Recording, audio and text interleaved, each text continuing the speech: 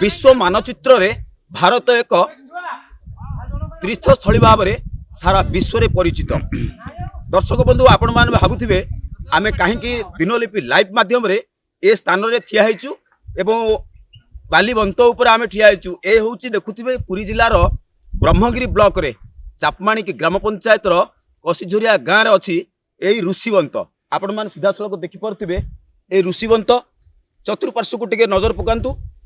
ये चतुर्पार्श्व एक ऐतिह्य संस्कृति परंपरा भितर बांधी होई रही। कारण यही रास्ता दे दिने जगतरनाथ जगन्नाथ माणिक पाटना दही खाइबा जाइथिले। आपण सुनिथिबे रामायण महाभारत अनेक किंवदंती रही।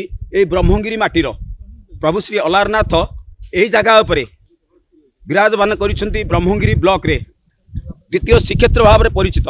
देखुथिबे एठी वरिष्ठ नेतृमंडली माने बसिचंती।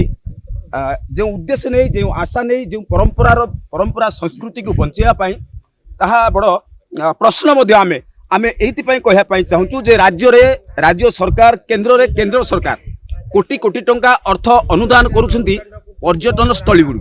किंतु पर्यटन स्थली देश रे विकास हेले सारा देश विकास दिगरे चलिबो।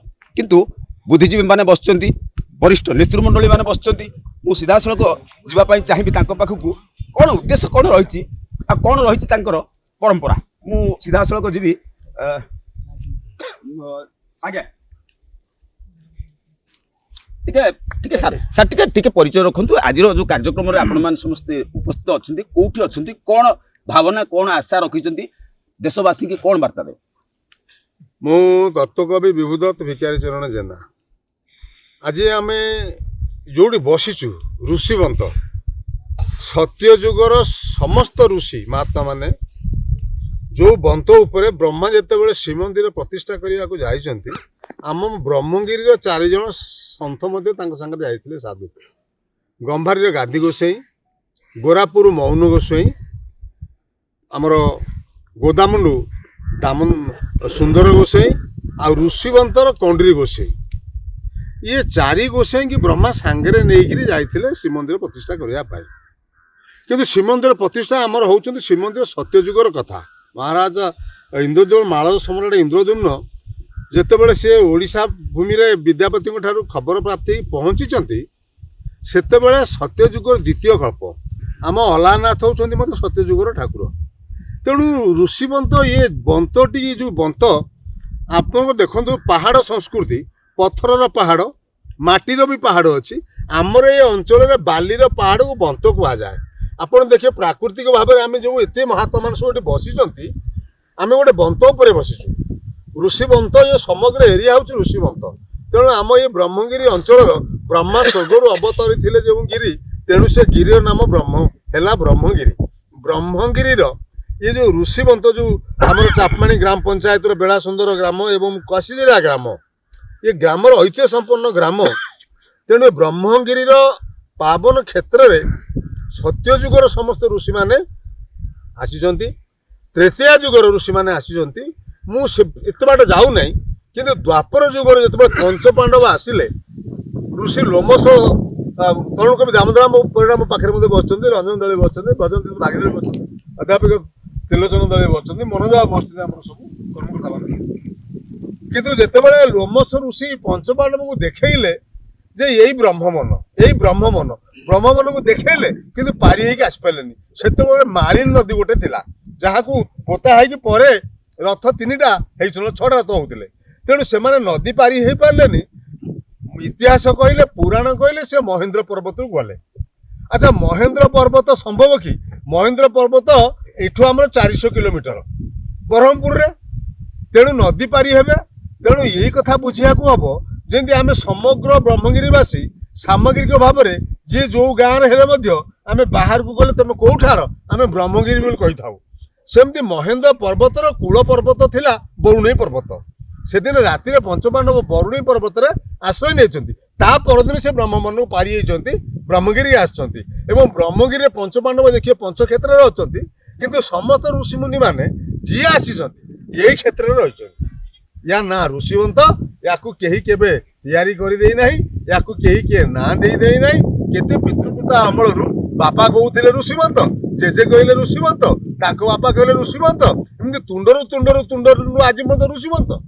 କିନ୍ତୁ ସାରଳା ଦାସ ଲେଖିଛନ୍ତି ଏବଂ ଭଗବାନ ବ୍ୟାସ ମଧ୍ୟ ଲେଖିଛନ୍ତି ଏବଂ ବିଷ୍ଣୁ ପୁରାଣରେ ଏବଂ ଭାଗବତର 4th ସ୍କନ୍ଦ 30 ଅଧ୍ୟାୟରେ ସ୍ୱତନ୍ତ୍ର କଣ୍ଡୁମ ଋଷି ମାହାତ୍ମ୍ୟ ବିଷୟରେ ଯେଉଁ ଲେଖା ଅଛନ୍ତି ସେ ହେଉଛନ୍ତି ଆମର କଣ୍ଡୁରୀ ଗୋସାଇ, ଏଇ ଋଷିବନ୍ତର ମହନ୍ତ ମହାରାଜ ଯିଏକି ଆଦି ପୁରୁଷ। ଆଜ୍ଞା, ଜୟ ଜଗନ୍ନାଥ। ଆଜି ଆମର ଏଇ ଋଷିବନ୍ତ ପାଖରେ ଆମେ ଆଜିକୁ ଦୀର୍ଘ 6 ଥର ଧରି ବା 6 ଦିନ ଧରି 6ଟା ବୈଠକ ଆମେ ଉପସ୍ଥାପନ କରିଛୁ।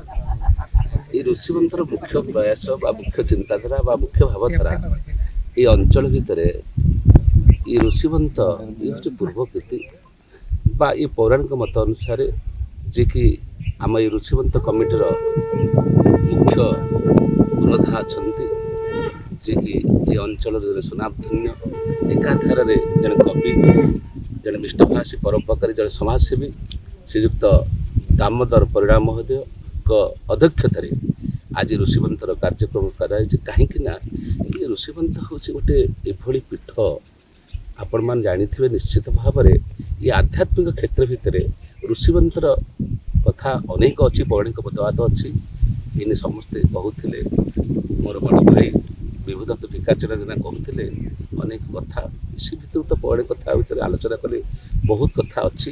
କିନ୍ତୁ ଗୋଟେ କହିବାର ଉଦ୍ଦେଶ୍ୟ ଅଛି, ଏ ଅଞ୍ଚଳରେ ଯେତେ ଗାଁ ଅଛି ଆମର ଏଠି ପ୍ରାୟ 10-12 ଖଣ୍ଡ ଗାଁ, କସିଜରିଆ, ମାଟିଗାଡ଼ିଆ ଏବଂ ଆମର ନିଆଜପୁର, ଏଇଭଳି ଚାପାଣିକି, ବେଢ଼ା ସୁନ୍ଦର, ଏଇଭଳି ଅନେକ ଗାଁ ଏଥିରେ ଉପସ୍ଥିତ। ଏ ଅଞ୍ଚଳର ନିଶ୍ଚିତ ଭାବରେ ଇଏ ଗୋଟେ ଐତିହ୍ୟ ପୀଠ ବା ଆଧ୍ୟାତ୍ମିକ ପୀଠ କାହିଁକି ନା ଏ ନିଶ୍ଚିତ ଭାବରେ ବିଷ୍ଣୁ ପୁରାଣ ମଧ୍ୟ ଲେଖା ହେଇଛି, ଭାଗବତରେ ମଧ୍ୟ ଲେଖାଯାଇଛି। এই ପୀଠକୁ ଆମେ ଉଜ୍ଜୀବିତ କରିବା ପାଇଁ এই ଅଞ୍ଚଳରେ ଅନେକ ବନ୍ଧୁମାନେ ଆମେ ବୁଦ୍ଧିଜୀବୀମାନେ ଏକତ୍ରିତ ହେଇଛୁ। ଦେଖାଯାଉ ଭଗବାନଙ୍କର ଆଶୀର୍ବାଦ, ସେଇ ପ୍ରଭୁଙ୍କର ଯଦି ଇଚ୍ଛା ଶକ୍ତି ଥିବ ତାଙ୍କ ଇଚ୍ଛାରେ କିଛି ହେଇପାରିବ। ଗଛର ପତ୍ର ବି ହଲିପାରିବ ନାହିଁ, କରି କରାଉଥାଏ ମୁହିଁ ମୋ ବିନୁ ଅନ୍ୟ ଗତି ନାହିଁ। ସେ ଭଗବାନଙ୍କର ଆଶୀର୍ବାଦ ଥିଲେ ନିଶ୍ଚିତ ଭାବରେ ଆମେ ଗୁଣ୍ଡିଚି ମୂଷା ଭଳି ଆମେ ସମସ୍ତେ ନିଶ୍ଚିତ ଭାବରେ ଗୋଟିଏ ଗୋଟିଏ ବାଲି ଯେମିତି ଟୋପେ ଟୋପେ ପାଣି ହେଇକି ମହାସମୁଦ୍ର ସୃଷ୍ଟି ହେଉଛି, ଏମାନଙ୍କର ନେତୃତ୍ୱରେ ଏ ଅଞ୍ଚଳର ବୁଦ୍ଧିଜୀବୀ ଅଛନ୍ତି, ଏ ଗାଁର ପିଲାମାନେ, ଯୁବକମାନେ ଅଛନ୍ତି। ମୁଁ ଦେଖୁଛି ଏ ଗାଁର ପିଲାମାନଙ୍କର କି ଉତ୍ସାହ। ଆମେ 5-6 ଜଣ ଥିଲୁ, 5-6 ଜଣ 200-300 ମେମ୍ବର ଆସି ହେଇଗଲାଣି, କିନ୍ତୁ ସ୍ୱଇଚ୍ଛାରେ ସମସ୍ତେ ଆସୁଛନ୍ତି। ଏବଂ ଆମେମାନେ ବ୍ରହ୍ମଗିରି ଅଞ୍ଚଳର ଅନେକ ଗାଁରୁ ଅନେକ ବନ୍ଧୁମାନେ, ଅନେକ ବୁଦ୍ଧିଜୀବୀମାନେ ଏକତ୍ରିତ ହେଉ, ଯାହାକୁ ଯାହା ଯେତେବେଳେ ଡାକିଲେ ସମସ୍ତେ ଆସିଛନ୍ତି। ବିନା ଦ୍ୱିଧା, ଯେତେ କଷ୍ଟ ଥାଉ, ଯେତେ ଝଡ଼ଝଞ୍ଜା ଥାଉ, ଯେତେ କାମ ଥାଉ ମଧ୍ୟ ଆସି ପହଞ୍ଚନ୍ତି। ସେଠି ମୋର ବଡ଼ ଭାଇ ମୋ ବାମ ପଟେ ବସିଛନ୍ତି, ମୋ ନିଜ ଭାଇ, ମାଉସୀ ପୁଅ ଭାଇ, ଯିଏକି ଭାଗୀରଥ, ତାଙ୍କ ବୟସ 77 ବର୍ଷ ହେଲାଣି। ପଦିଏ କଥାରେ ଗାଡ଼ି ଧରି ଆସିଲେ, ଆଗରୁ ବି କହିନଥିଲି, ସେ ଗୋଟେ କଥା ହେଲେ। କିନ୍ତୁ ଦେଖନ୍ତୁ କେଉଁ ଭଳି ଅଛି ସିଏ, ମୁଁ କ'ଣ ଦେଖିଛି, ମୁଁ କିଏ, ମୁଁ ନିମିତ୍ତ ମାତ୍ର, ସେ ପ୍ରଭୁଙ୍କର ଇଚ୍ଛା, ଏ ଋଷିବନ୍ତର ଇଚ୍ଛା ସତ୍ତ୍ୱେ ସେ ଆଜି ତାଙ୍କ ଡାକରାରେ ଆସିଛନ୍ତି। ମୁଁ ଏଠି, ଆମେ ଯେତେ ଏଠି ଆସିଛୁ, ଆମେ କାହା ଡାକରା ଆସିଛୁ, ଗୋଟିଏ ଲୋକ ଡାକୁଛି, ସେ ଉପରେ ଅଦୃଶ୍ୟ ଶକ୍ତି, ସେ ହିଁ ନିର୍ଦ୍ଦେଶ ଦେଉଛି, ଆମେ ଏଠିକି ଆସିଛୁ। କିନ୍ତୁ ଏ ପୀଠର ମହାତ୍ମ୍ୟ କେମିତି ଉଜ୍ଜୀବିତ ହେବ ଏବଂ ଆଗକୁ ଗଠନ ହେବ, ସେଇ ଚିନ୍ତା ହେଉଛି। ଆଜିର ଯେଉଁ ପ୍ରକାର ପ୍ରୟାସ ଥିଲା, ଅନେକ କାର୍ଯ୍ୟ ମୁଁ ଆସିବା ପୂର୍ବରୁ ଅନେକ କାର୍ଯ୍ୟ ସମ୍ପାଦନ ହେଇଯାଇଛି। ବସ୍ତୁବାଦୀମାନେ ସମସ୍ତେ ଆସିଛନ୍ତି ଏବଂ ଶିଳ୍ପୀ ମଧ୍ୟ ଆସିଛନ୍ତି ଏବଂ ଏଇ କାମଟା ଆହୁରି ଜୋରସୋର ହେବ। ଏବଂ ମୁଁ ଆପଣଙ୍କ ମାଧ୍ୟମରେ ଏତିକି ଖାଲି ଜଣାଇବାକୁ ଚାହୁଁଛି, ଏ ଅଞ୍ଚଳ ଯେଉଁ ବୁଦ୍ଧିଜୀବୀ ଅଛନ୍ତି, ଯେତେ ଅଛନ୍ତି ଅନୁଷ୍ଠାନ ପ୍ରେମୀ ବା ଭାଗବତ ପ୍ରେମୀ ବା ଆଧ୍ୟାତ୍ମିକ ଶକ୍ତିରେ ଉଜ୍ଜୀବିତ ହେବା ପାଇଁ, ଏକତ୍ରିତ ହେବା ପାଇଁ ଆମେ ସମସ୍ତଙ୍କୁ ଆପଣଙ୍କ ମାଧ୍ୟମରେ ଡାକୁଛୁ। ଏଠି ଦଳ ଗତ ନିର୍ବିଶେଷରେ କାହା ମନ ଭିତରେ କିନ୍ତୁ ନ ରଖି ସମସ୍ତେ ସ୍ୱଇଚ୍ଛାରେ ଏବଂ ନିର୍ଦ୍ୱନ୍ଦ୍ୱରେ, ସ୍ୱଚ୍ଛ ମନରେ, ସ୍ୱଚ୍ଛ ଚିନ୍ତାରେ ନିଶ୍ଚିତ ଭାବରେ ଆସି ଏହି ଋଷିବନ୍ତ ପୀଠ ପହଞ୍ଚନ୍ତୁ। ଦେଖନ୍ତୁ ଏ କାର୍ଯ୍ୟକ୍ରମକୁ ନିଶ୍ଚିତ ଭାବରେ ଆମେ ମନ୍ଦିର ଖାଲି କରିଦେଲେ କିଛି ଚଳିବନି, ମନ୍ଦିର କରିବାଟା ବଡ଼ କଥା ନୁହେଁ, ତାକୁ ଆମେ ପରିଚାଳନା କରିବା କଥା। ଯେମିତି ଗଛଟେ ଲଗାଇଦେଲେ ବଡ଼ କଥା ନୁହେଁ, ଗଛଟାକୁ ଯେମିତି ମା ତାର ପିଲାକୁ ଯେମିତି ପ୍ରତିପୋଷଣ କରେ, ଯେମିତି ମଣିଷ ଭଳି ମଣିଷ କରେ, ଠିକ୍ ସେଇଭଳି ଆମେ ଆଜି ଶପଥ ନେବା। ଏ ଋଷିବନ୍ତରେ ଆମେ ସମସ୍ତେ ଏଠି ଯେଉଁ ଗ୍ରାମବାସୀମାନେ ଏବଂ ଅନେକ ବନ୍ଧୁମାନେ ଯେଉଁ ଆସିଛନ୍ତି, ଆମେ ଏ ଋଷିବନ୍ତକୁ କେମିତି ଗୋଟେ ବିରାଟ ଦ୍ରୁମ, ଗୋଟିଏ ଛୋଟିଆ ଗଛ ବିରାଟ ଦ୍ରୁମ ରୂପ ପରିଚୟ, ଏ ଋଷିବନ୍ତରେ ଗୋଟେ ମନ୍ଦିର, ଭବ୍ୟ ମନ୍ଦିର ପ୍ରତିଷ୍ଠା କରିବା ଏବଂ ଆଧ୍ୟାତ୍ମିକ ଉତ୍ତରଣ ଜାଗରିତ ହେଉ। ଏ ବ୍ରହ୍ମଗିରି ଅଞ୍ଚଳର ଏ ଐତିହ୍ୟ ପରମ୍ପରାକୁ ଆମେ ଉଜ୍ଜୀବିତ କରିବା। କାହିଁକିନା ବ୍ରହ୍ମଗିରି ବହୁତ ଐତିହ୍ୟ ପୀଠ ଅଛି, ଆମେ ଦେଖିପାରୁନି, ଆମେ ଅନ୍ଧ, ଗ୍ରାହକ ଅନ୍ଧ ବାଛନ୍ତି ବନ୍ଧ। ଏ ବ୍ରହ୍ମଗିରି ସବୁ ଲୁକାୟିତ ମତରେ ଅଛି। ଏମିତି ଗୋଟିଏ ଗୋଟିଏ ଅନୁଷ୍ଠାନ, ଗୋଟିଏ ଗୋଟିଏ ଆଧ୍ୟାତ୍ମିକ ପୀଠ ବର୍ତ୍ତମାନ ଏଇ ବ୍ରହ୍ମଗିରି ଅଛି ସବୁଦିନ ପାଇଁ ଅଛି। ଆମେ ଆକୁ ନିଶ୍ଚିତ ଭାବରେ ଉଜ୍ଜୀବିତ କରିବା। ଆମର ଏଇ ପ୍ରୟାସ ରହୁ। ଆମେ ସମସ୍ତେ ଆପଣଙ୍କ ମାଧ୍ୟମରେ ଆମେ ସମସ୍ତଙ୍କୁ ଡାକୁଛୁ, ଏ ଭାଇମାନେ ତୁମେ ବିନା ସମସ୍ତେ ଆସି ଏଠି ଏକତ୍ରିତ ହୋଇ ଏତିକି କହି ମୁଁ ମୋର ବକ୍ତବ୍ୟ ସାଙ୍ଗ କରୁଛି। ଜୟ ଜଗନ୍ନାଥ, ଜୟ ଋଷିବନ୍ଧ। ଆଜିର କାର୍ଯ୍ୟକ୍ରମ ଥିଲା ଋଷିବନ୍ତରେ ଯେଉଁ ମହାତ୍ମା ପୁରୁଷ ଅଛନ୍ତି ତାଙ୍କ ପାଇଁ ଗୋଟିଏ ମନ୍ଦିର ନିର୍ମାଣ କରିବା ପାଇଁ ଗୋଟେ ମହାରଣା ବା ଶିଳ୍ପୀକାର ଭାବରେ ମୋତେ ଡକାଇଥିଲେ। ମୁଁ ଆଜି ସେ ଭାଇମାନଙ୍କର ବା ବାବୁମାନଙ୍କର ଯେତିକି ସହଯୋଗ ଅନୁଭବ କଲି ଆଉ ତାଙ୍କରି ସାହାଯ୍ୟରେ ଯେତିକି ମୋର ମା ପୁଅ ଯୁବ ଭଲ ମନ୍ଦ କରିବା କଥା ସେ କଥା ସବୁ ସମ୍ପନ୍ନ ହେଇଛି। ଏଥିରୁ ଆଉ କିଛି କଥା ଆଗକୁ ଅଛି, ସେଇଟା ପୁଣି ଏଇ ଭାଇମାନଙ୍କ ସାହାଯ୍ୟରେ ଆଗକୁ ସେଇଟା ସମ୍ପନ୍ନ କରାଯିବ। ଆଜି ଆମର ଋଷିବନ୍ତରେ ଯେଉଁ ମନ୍ଦିର ନିର୍ମାଣ ପାଇଁ ଯେଉଁ ନିଷ୍ପତ୍ତି ନିଆଯାଇଥିଲା ସେ ନିଷ୍ପତ୍ତି ଆଜି କାର୍ଯ୍ୟକାରୀ ହେଲା। ଆମର ସଭାପତି ଶ୍ରୀଯୁକ୍ତ ଦାମୋଦର ପରିଡ଼ା ମହୋଦୟଙ୍କ ସଭାପତିତ୍ୱରେ ଏଥିରେ ଆମର ଏ ଅଞ୍ଚଳର ବିଶିଷ୍ଟ କବି ଭାଗୀରଥ ଦଳୀ ଉପସ୍ଥିତ ଥିଲେ, ବିଭୁଦତ୍ତ ଭିକାରୀ ଚରଣ ଜେନା ଉପସ୍ଥିତ ଥିଲେ, ଅଧ୍ୟାପକ କାଶୀନାଥ ନାୟକ ଉପସ୍ଥିତ ଥିଲେ, ଅଧ୍ୟାପକ ତ୍ରିଲୋଚନ ଦଳାଇ ଉପସ୍ଥିତ ଥିଲେ, ମୋର ସାନ ଭାଇ ମନୋଜ କୁମାର ପଲ୍ଲୀ ଉପସ୍ଥିତ ଥିଲେ, ଗାଁର ସଭାପତି ବାଉରୀ ବନ୍ଧୁ ପଲ୍ଲାଇ ଉପସ୍ଥିତ ଥିଲେ। ଆଉ ଯାହାଙ୍କ ନାଁରେ ଇଏ ମନ୍ଦିର ଯୋଉ ସୁଜା ବୁଝା ହେଲା କର୍ତ୍ତା ଆଜିର କର୍ତ୍ତା ଶ୍ରୀଯୁକ୍ତ ଦାମୋଦର ସାହୁଙ୍କ ନାମରେ ସୁଜା ବୁଝା ସରିଲା। ସୁଶାନ୍ତ ଭାଇ ମୋର ଅଧ୍ୟାପକ, ଇଏ ଅଞ୍ଚଳର ଆମ ସମସ୍ତଙ୍କର ମାର୍ଗଦର୍ଶକ ସୁଶାନ୍ତ ଭାଇ ଆଜି ଉପସ୍ଥିତ ଥିଲେ। ଆଉ ଅନ୍ୟାନ୍ୟ ସମସ୍ତ ମାନ୍ୟଗଣ୍ୟ ବ୍ୟକ୍ତିମାନେ ଆଜି ବିଭିନ୍ନ କାରଣରୁ ଆସିପାରିନାହାନ୍ତି। ଇଏ 4 ଖଣ୍ଡ 5 ଖଣ୍ଡ 9 ଖଣ୍ଡ ଅଞ୍ଚଳର ସମସ୍ତ ଯୁବସାଥୀମାନେ ଆମ ସାଥିରେ ଅଛନ୍ତି। ମୋର ବନ୍ଧୁ ସାନ ଭାଇ ସର୍ବେଶ୍ୱର ଭାଇ ଆଉ ଆମର ଅଶୋକ ଭାଇ ସମସ୍ତେ ଏଠି ଅଛନ୍ତି। ମୋର ବହୁତ ମାନ୍ୟଗଣ୍ୟ ବ୍ୟକ୍ତି ଆମ ସାଥିରେ ଉପସ୍ଥିତ ଅଛନ୍ତି। ମୁଁ ଅନେକମାନଙ୍କର ପରିଚୟ ଦେଇପାରୁନି, କିନ୍ତୁ ଏତିକି ଋଷିବନ୍ତ ଇଏ ମନ୍ଦିରର ଯେଉଁ ପରିକଳ୍ପନା କରାଗଲା ଏ ଅବିକଳ ଭାବକୁଣ୍ଡଳେଶ୍ୱର ମନ୍ଦିରର ପରିକଳ୍ପନା କରାଗଲା। ଆଉ ସବୁଠୁ ମୁଁ ବେଶୀ ଖୁସି ହେଲି ଏଭଳି ଗୋଟେ ଅନୁଷ୍ଠାନରେ ସାଥ ଦେବା ପାଇଁ ବ୍ରହ୍ମଗିରିର ସଭାପତି ଶ୍ରୀଯୁକ୍ତ ବିନାୟକ ପାତ୍ର ମହୋଦୟ ଆସିକି ଏଠି ଆମ ସହିତ ସାଥ ଦେଇକି ଇଏ ପାଇଁ କାମ କରିବା ପାଇଁ ପୁରା ଆମକୁ ଜୋର କରେଇଲେ ବୋଲି ହବାର ଆବଶ୍ୟକତା ଥିଲା। ଏ ଅଞ୍ଚଳର ଏ ପ୍ରତିଭା, ଏ ଅଞ୍ଚଳର ଇଏ ସମ୍ମାନ ଇଜ୍ଜତ ମାନ ମହତର ବହୁତ ଦିନ ହେଲା ପଡ଼ିକି ରହିଛି। ଇଏ କଳ୍ପ କଳ୍ପ ଧରିକି ଋଷିବନ୍ତ ପଡ଼ିକି ରହିଛି, ଏମିତି ଅବହେଳିତ ହେଇକି ଏହାର ପୁନରୁଦ୍ଧାର ହେବାର ଆବଶ୍ୟକତା ଥିଲା। ଆମେ ସମସ୍ତେ ଆପଣମାନଙ୍କ ସାଥିରେ ରହିଛୁ, ଆପଣମାନେ ଆଗକୁ ବଢ଼ନ୍ତୁ। ଏବଂ ଆଜି ପୁରା ଗୋଟେ ବେଷ୍ଟ ତାଲିକା ହେଲା। ଛଡ଼ ଗୋଡ଼ି ସିମେଣ୍ଟ ଠାରୁ ଆରମ୍ଭ କରି ସମସ୍ତେ ଭାଇମାନେ କିଛି କିଛି ଦାୟିତ୍ୱ ନେଲେ ଏବଂ ସେମାନେ ଏ ଗଣେଶ ପୂଜା ଭିତରେ ଏଠାରେ ପଥର ଠାରୁ ଗୋଡ଼ି ଠାରୁ ଛଡ଼ ପର୍ଯ୍ୟନ୍ତ ସବୁ ଧୀରେ ଧୀରେ ଯିଏ ଦାୟିତ୍ୱ ନେଇଛନ୍ତି ତାକୁ ଉପସ୍ଥାପିତ କରିବେ। ନିର୍ଦ୍ଧାରିତ ସମୟ ଯେଉଁ ଆମେ ଦେଇଥିଲୁ ଗଣେଶ ପୂଜା ଶିଳ୍ପୀଙ୍କ ମତରେ ତାହା କିଛି ବ୍ୟତିକ୍ରମ ହେଇଛି। ତେଣୁ ଶିଳ୍ପୀ ଆସିଥିଲେ ଆମର ଶ୍ରୀଯୁକ୍ତ ରାଜକିଶୋର ମହାରଣା ସେବପୁର ଏବଂ ବସ୍ତୁବିଧି ଆସିଥିଲେ ତପନ କୁମାର ସାହୁ ପଣସପଦା। ଏବଂ ଇଏ ଭଲ ଭଲ ଶିଳ୍ପୀ ଭଲ ଭଲ ବସ୍ତୁବାଦୀ ବୋଲି ଲୋକ ୟାଙ୍କୁ ବି ଜାଣିଛନ୍ତି। ଆମେ ସେମାନେ ସବୁ କାର୍ଯ୍ୟକୁ ପ୍ରାୟ ଆଜି ପରିସମାପ୍ତି ଘଟିଛି।